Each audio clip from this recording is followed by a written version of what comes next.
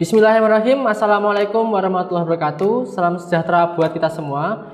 Izinkan saya memperkenalkan diri. Nama saya adalah Manggar Purwacara KSKEP MKEP dengan NIDN 0719119203, merupakan salah satu dosen Prodi Sarjana Keperawatan di Setikes Utama Abdi Usada Tulungagung. Dalam kesempatan ini, saya akan menawarkan tentang mata kuliah yang akan saya ampu di Prodi Sarjana Keperawatan, yaitu Keperawatan Gawat Darurat. Mata kuliah Keperawatan Gawat Darurat ini merupakan mata kuliah wajib pada Prodi Sarjana Keperawatan semester 6 dengan bobot 4 SKS dengan uraian 2 SKS teori dan 2 SKS praktek.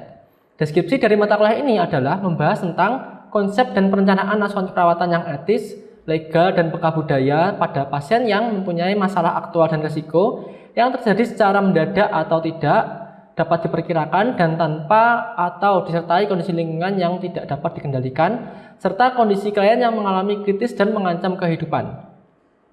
Perencanaan asuhan keperawatan dan intervensi keperawatan dikembangkan sedemikian rupa sehingga diharapkan mampu mencegah atau mengurangi kematian atau kecelakaan pada pasien yang mungkin terjadi. Kemudian, salah satu kewajiban saya sebagai dosen adalah menerapkan tridharma perguruan tinggi yang diantaranya salah satunya adalah pengajaran, di mana pada bidang ini saya menerapkan sistem pembelajaran yang mengacu pada DIE atau yaitu Delivery, Interaction, dan Assessment. Delivery merupakan suatu proses tentang bagaimana saya menyampaikan materi pembelajaran sehingga dapat diterima dengan baik oleh mahasiswa. Materi yang saya sampaikan mengacu pada capaian pembelajaran lulusan dari mata kuliah ini. Dari 6 CPL menurunkan 7 CPMK, kemudian dari CPMK menurunkan 8 sub CPMK, dan dari 8 sub CPMK ini akan dibagi menjadi 20 pertemuan tatap muka pembelajaran dan tidak termasuk untuk ujian tengah semester dan juga ujian akhir semester. Untuk capaian pembelajaran lulusan atau CPL yang pertama adalah bertakwa kepada Tuhan Yang Maha Esa, menjunjung tinggi nilai kemanusiaan, profesional, etika, hukum, moral, dan budaya dalam keperawatan. Yang kedua adalah mampu menjalankan pekerjaan profesinya berdasarkan pemikiran yang logis, kritis, sistematis, dan kreatif, inovatif, serta bekerja sama dan memiliki kepekaan sosial serta bertanggung jawab secara ilmiah kepada masyarakat, profesi, dan klien. Yang ketiga adalah mampu mengaplikasikan ilmu pengetahuan umum dan teknologi keperawatan dengan memperhatikan nilai humaniora berdasarkan kaidah dan tata cara dan etika ilmiah dalam pemberian asuhan keperawatan. Yang keempat adalah melakukan evaluasi asuhan keperawatan sebagai upaya peningkatan kualitas asuhan keperawatan dalam tataran klinik maupun komunitas. Yang kelima adalah mampu melaksanakan edukasi dengan keterampilan komunikasi dalam asuhan keperawatan dan informasi ilmiah. Yang keenam, mampu mengembangkan keahlian profesional melalui pembelajaran seumur hidup. Kemudian CPMK-nya yang pertama adalah menerapkan filosofi konsep holistik dan proses keperawatan kegawat daruratan. Yang kedua adalah melakukan simulasi asuhan keperawatan dengan kasus kegawatan dan kegawat daruratan pada berbagai sistem individu dengan memperhatikan aspek legal dan etis.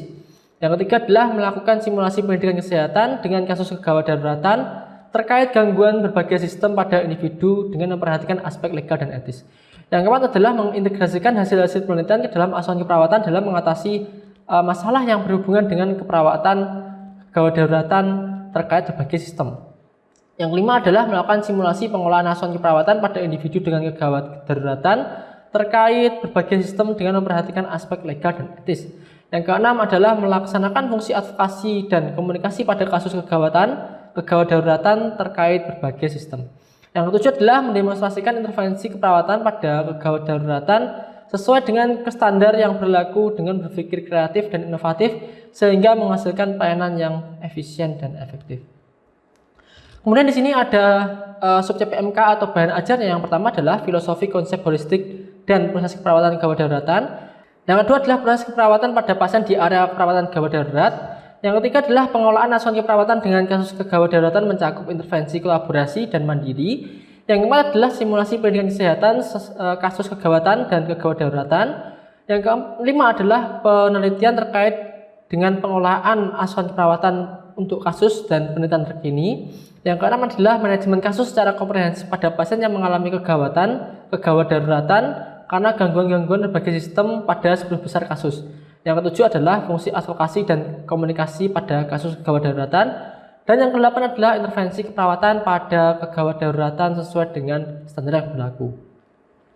Dan berikut adalah beberapa pustaka. Ada pustaka utama adalah dari Emergency News Association, ada PROL, ada FUITS, ada S3S itu SDKI, SIKI, dan SLKI untuk asuhan perawatannya, dan ini adalah terbitan yang terbaru.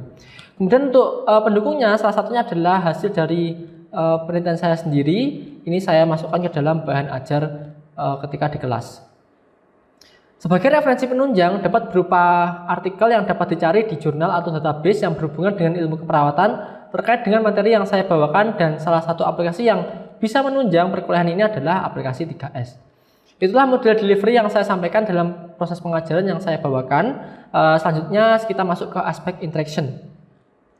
Interaksi merupakan suatu proses interaksi yang terjalin antara mahasiswa dan dosen guna mencapai capaian pembelajaran. Adapun sistem interaksi yang saya lakukan adalah berbasis sistem Student Centered Learning atau yang dikenal dengan SCL, di mana pada sistem tersebut merupakan metode pembelajaran yang menempatkan mahasiswa sebagai subjek pembelajaran, sehingga peserta didik lebih aktif, kreatif, mandiri, dan inovatif sesuai dengan kemampuan individu masing-masing.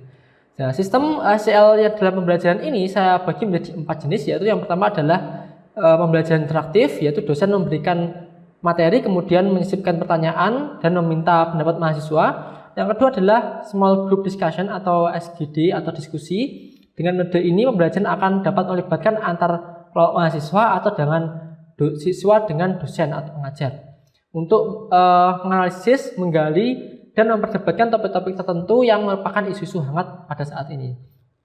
Kemudian yang ketiga adalah simulation and demonstration, di mana dosen melakukan demonstrasi di kelas dan nanti ditirukan oleh mahasiswa. Dan yang keempat adalah sistem discovery learning dan self-directed learning, di mana metode ini berbentuk pemberian tugas belajar kepada siswa, seperti tugas membaca kemudian membuat ringkasan.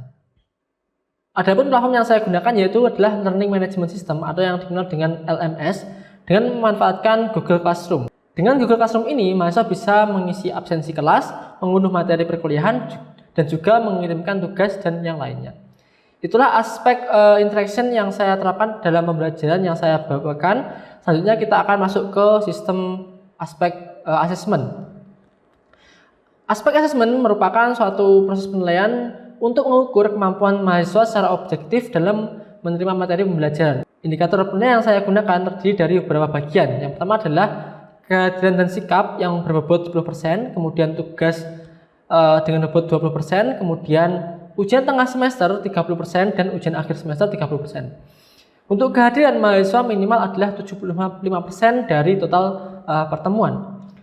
Hasil asesmen yang saya lakukan dengan harapan mahasiswa dapat mengetahui proses penilaian yang saya lakukan secara transparan dan juga objektif.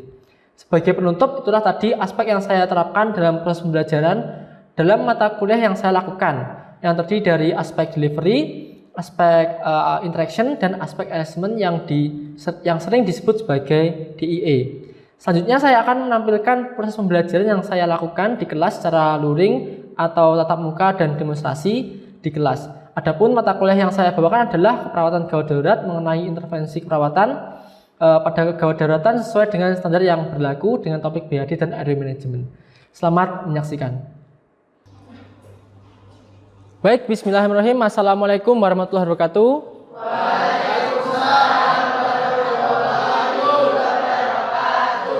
Sebelum kita melaksanakan pembelajaran hari ini, alangkah baiknya kita berdoa menurut agama dan keyakinan masing-masing. Untuk doa dipimpin oleh ketua kelas. Untuk ketua kelas disilahkan. Sebelum kita memulai pelajaran hari ini, marilah kita berdoa menurut pertanyaan masing-masing agar diberi kelancaran pada pembelajaran hari ini. Doa mulai.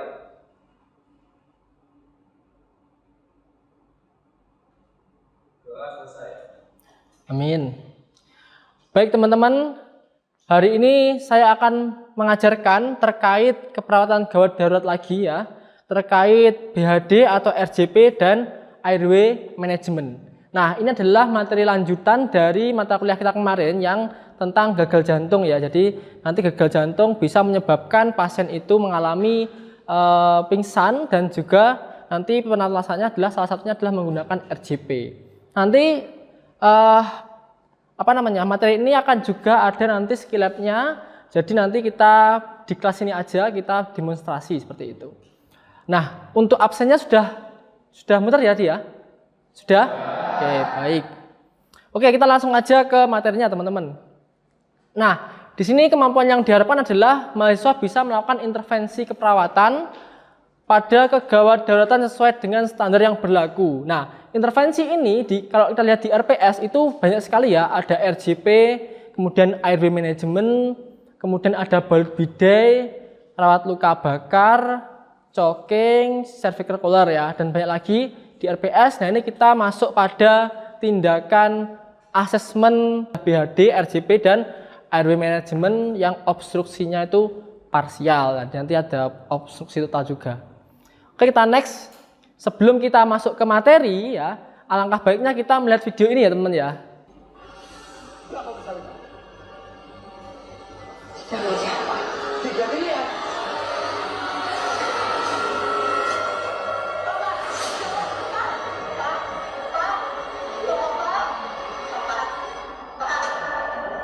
Nah, dalam video ini bapaknya itu tanya, berapa hutangnya? 3 miliar Pak gitu ya. Langsung bapaknya ini pingsan, teman-teman. Dan apa yang kita lakukan ketika kita jadi perawat di sana, teman-teman? Apa ayo? Nah, di sini ada banyak sekali pertanyaan ya. Apakah saudara pernah tahu orang yang tiba-tiba tidak sadar dengan memegang dadanya? Kemudian apakah orang-orang tersebut sudah meninggal, teman-teman? Bisa jadi belum ya. Jadi belum. Bagaimana jika orang yang tidak sadar tersebut tidak bernafas atau nadinya tidak ada? Nafasnya itu nggak ada, nadinya nggak ada. Panik pasti ya kita ya. Kalau bukan perawat apalagi. Nah, di sini nanti kita perawat akan mempelajari masalah itu. Kemudian bagaimana kita sebagai perawat menyelamatkan pasien atau korban tersebut? Nah, di sini nanti ada pantom, nanti kita akan belajar bagaimana cara mengatasi pasien yang pingsan tersebut, teman-teman. Nah, di sini kita akan adakan pretest dulu, karena saya pengen tahu apakah pembelajaran hari ini itu nanti akan nilainya itu meningkat atau tidak gitu ya.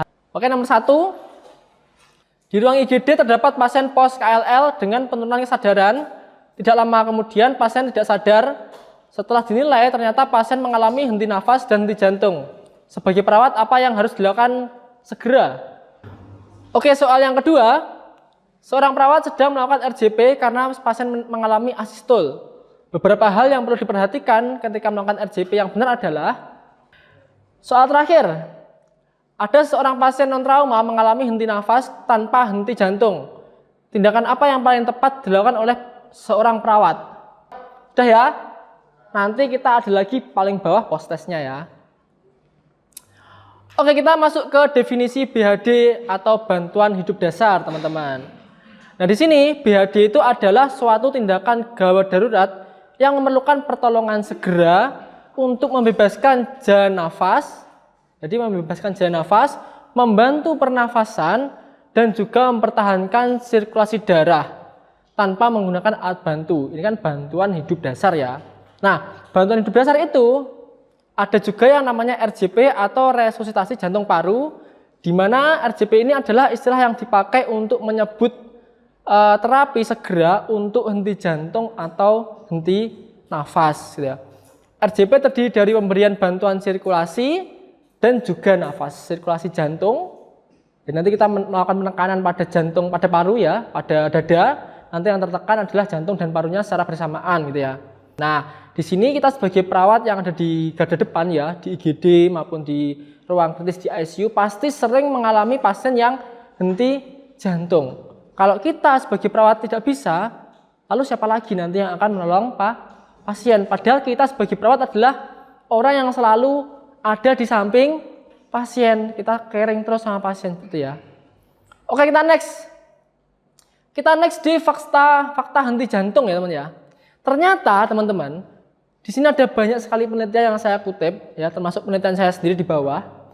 Dikatakan bahwa sesuai AHA 2015, korban out of hospital cardiac arrest, jadi pasien yang henti jantung di luar rumah sakit, itu dapat terselamatkan setelah mendapatkan RJP oleh bystander.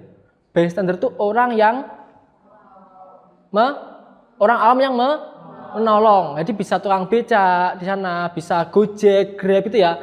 Pokoknya yang di sekitar sekitar korban tersebut. Dan kemudian kejadian ini 80%-nya ada di rumah dan 20%-nya di tempat umum. Jadi banyak sekali kasus henti jantung itu yang di rumah. Keluarga tidak tahu cara menanganinya sehingga ada yang meninggal, ada yang selamat gitu ya. Dan 20%-nya di tempat umum, bisa di bandara, di pasar. Kita tidak tahu kapan kita terkena serangan jantung. Kemudian sebagian besar responden menurut Chandra 2023, ini barusan penelitiannya, menyatakan bahwa banyak sekali orang yang belum pernah mendengar tentang BHD di Indonesia. 68% ini belum pernah mendengar dan 74% belum pernah mengikuti pelatihan BHD. Kemudian saya pernah melakukan penelitian teman-teman dan pengabdian tentang pemberian video edukasi. Nah, karena di atas ini dikatakan bahwa masih banyak orang yang belum paham tentang BHD, maka saya mencoba untuk melakukan penelitian dan pengabdian terkait pemberian video edukasi tentang BHD. Dan hasilnya nilai pre-nya itu rata-rata 50. Setelah saya beri video edukasi, posnya menjadi 85. Naiknya tinggi sekali ya, 35 poin dari maksimal 100 gitu. Jadi video edukasi ternyata sangat efektif untuk meningkatkan pengetahuan baik itu siswa maupun masyarakat untuk penanganan henti jantung seperti itu. Dan juga setelah diberikan video edukasi, mereka yang awalnya sangat berminat itu cuma 25% menjadi 55%. Mereka setelah tahu, mereka berminat, oh saya pengen nih, malah pengen nih kalau semua ada mau menolong orang yang mengalami henti jantung. Seperti itu teman-teman. Oke, kita next. Ini adalah video edukasi yang saya lakukan tadi di penelitian dan sudah berhaki ya. Nanti kalau teman-teman mau lihat, bisa lihat di YouTube ya, di YouTube-nya kampus kita, Stikes Utama Abdi Tulungagung, nanti bisa dilihat videonya. Apa sih indikasi henti jantung dan indikasi BHD dan RJP, teman-teman? Di sini ada dua indikasi ya. Yang pertama adalah henti nafas dan juga henti jantung. Ada juga kalau semua di rumah sakit itu adalah pasien yang mengalami VT-VF. Nah, henti nafas dan henti jantung ini harus segera ditolong. Kalau pasien mengalami henti nafas dan henti jantung, ini namanya adalah kematian klinis, terlihat meninggal. Padahal belum mati biologis. Kapan mati biologisnya? Adalah 3-8 menit setelah kejadian henti nafas dan henti jantung. Itu kematiannya ada di otak, kemudian semua tubuh ini sudah tidak teraliri oksigen sehingga kematian pada tingkat sel gitu ya. Jadi itu namanya kematian biologis. Sebelum kematian biologis kita harus segera menolong sirkulasi tersebut dengan cara menekan dada korban. Sampai sini ada pertanyaan? Ya, silahkan. Namanya siapa? Kurnia.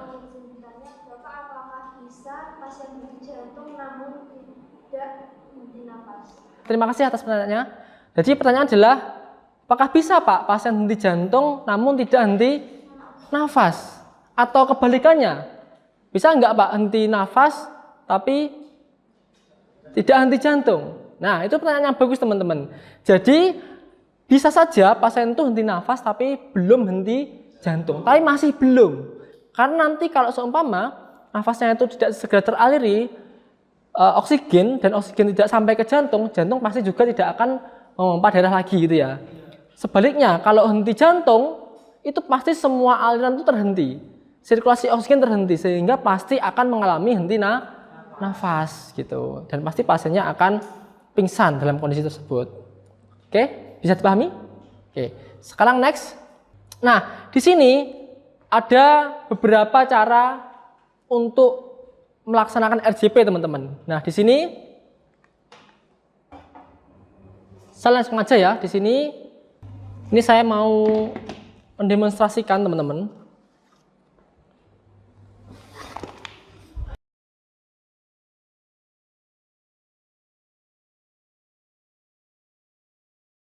Nah, di sini ada beberapa alat juga. Saya keluarkan semua ya. Nah, jangan lupa juga kita sebagai perawat itu menggunakan APD hands and skun. Nah, di sini pertama adalah aman diri, aman pasien, aman lingkungan. Kemudian kita cek respon korban. Kalau korban tidak sadar, kita cek nadi. Kalau cek nadi ternyata tidak ada, nafas tidak ada, kita telepon. Yang ditelepon adalah 119, yaitu adalah emergency medical service. Yang disampaikan adalah nama kita, nomor HP kita, kemudian keadaan korban, kemudian lokasi korban saat ini, dan juga minta bantuan, gitu ya. Nah, kemudian untuk RJP sendiri kedalamannya itu tidak boleh kurang dari 2 inci atau 5 cm ya, harus 5 inci atau 5 cm. Kemudian badan harus tegak teman-teman, harus tegak. Kemudian berikan recoil pada dada ya, berikan recoil. Jadi nanti akan saya praktekkan. Kemudian pemberian ventilasi itu menggunakan BVM teman-teman. BVM yang nanti akan kita sambungkan ke oksigen, gitu ya. Nah, pemberian ventilasi ini ada 2, yang 30/2, 30 kompresi dan 2 ventilasi untuk pasien yang dinafas henti jantung, ataupun bisa juga rescue breathing kalau pasien sudah ada nadi tapi tidak ada nafas. Kalau sudah keduanya, baru kita lakukan recovery position. Nah, dalam melakukan pemberian oksigen, jangan lupa kita menggunakan teknik C dan E. Kemudian pastikan pas ya, maskernya, sungkupnya. Kemudian pastikan ketika kita memberikan ventilasi, dada pasien mengembang. Oke, saya praktekkan ya teman-teman. Nah, di sini ada pasien korban yang tidak sadarkan diri. Pak, unresponsif, pasien tidak ada diri, tidak ada nafas. Saya langsung telepon 119. Halo, 119, di sini ada korban henti nafas di jantung. Saya ada di Stikes Utama Tulungagung, nama saya Manggar Purwacaraka. Nomor HP saya 0858 sekian. Di sini akan saya lakukan tindakan BHD atau RJP. Jadi tolong segera bawa tim untuk membawa defibrilasi. Terima kasih. Nah, di sini kita kita langsung lakukan RJP karena kita tahu bahwa pasien tidak ada nadi, tidak ada nafas. Di sini kita bisa lihat bahwasanya lokasinya itu ada di sternum ya, paling bawah. Harus lurus seperti ini. 1, 2, 3, 4, 5, 6, 7, 8, 9, 10. 1, 2, 3, 4, 5, 6, 7, 8, 9, 20. 1, 2, 3, 4, 5, 6, 7, 8, 9, 30. Berikan ventilasi. 1, 2, 3, 4, 5, 6, 7, 8, 9, 10. 1, 2, 3, 4, 5, 6, 7, 8, 9, 20. 1, 2, 3, 4, 5, 6, 7, 8, 9, 30. 1, 2. Lakukan hal seperti ini dan kecepatannya adalah kompresinya itu kecepatannya 100 sampai 120 kali per menit ya. Kemudian lakukan selama 5 siklus. Ini tadi kita sudah 2 siklus, lakukan selama 5 siklus. Setelah 5 siklus, kita coba cek lagi. Cek nadi sama cek nafas dengan look, listen, and feel. Oh, ternyata ada nadi tapi tidak ada nafas. Kita lakukan rescue breathing dengan cara 1000, 2000, 3000, 4000, 5000. 1, 1000, 2000, 3000, 4000, 5000. 2. Nah, ini terus sampai minimal 2 menit baru kita cek lagi. Kita cek lagi, ternyata kok ada semua, maka kita lakukan rescue recovery position. Pintar sekali. Oke, tolong satu orang ke sini. Recovery, Lodi. Recovery position itu, ya silakan sini. Caranya adalah ini tangannya yang kiri nih ke sana, samping. Nah, gini. Nah, kemudian ini tangannya di pipi dan juga di telinga, kakinya diangkat, kemudian dimiringkan ke kiri. Nah, sampai seperti ini. Oke, terima kasih Rodi. Kenapa kok miring? Karena nanti ketika kita pas korbannya itu muntah, diharapkan cairannya itu langsung keluar ke keluar ya. Jadi tidak masuk lagi ke dalam paru-paru. Dan ini adalah rangkuman pembelajaran kita, teman-teman. Jadi 3 aman, look, listen and feel, cek trauma, head, tail, chin, lift, jaw thrust, dan sebagainya. Oke, next. Ini adalah referensinya, teman-teman. Nanti bisa dilihat kalau mau mencari referensi terkait RJP di sini, teman-teman. Nanti PPT-nya saya bagikan ke Google Classroom ya, bisa diunduh nanti PPT-nya. Nah, kemudian di sini ada tugas individu, teman-teman. Tugas individu dicatat ya. Yang pertama, apa sajakah yang dapat menyebabkan henti jantung dan henti nafas?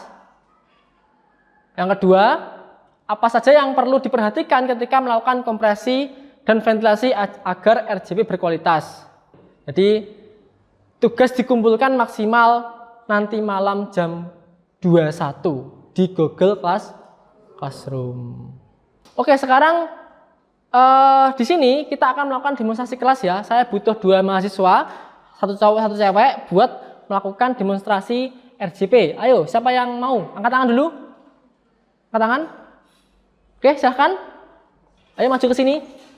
Coba kamu lakukan sesuai dengan yang saya lakukan tadi ya. Coba, ya. Ya, mulai dari situ. Silahkan. Merli ke sana. Oke. Baik, ini posisi disimulasikan terdapat pasien yang mengalami desakan. Lalu kita sebagai penolong, kita datang. Kita tanya, Pak, apakah sadar atau tidak? Jika tidak sadar, kita jangan lupa menggunakan handskun jika tidak ada handskun.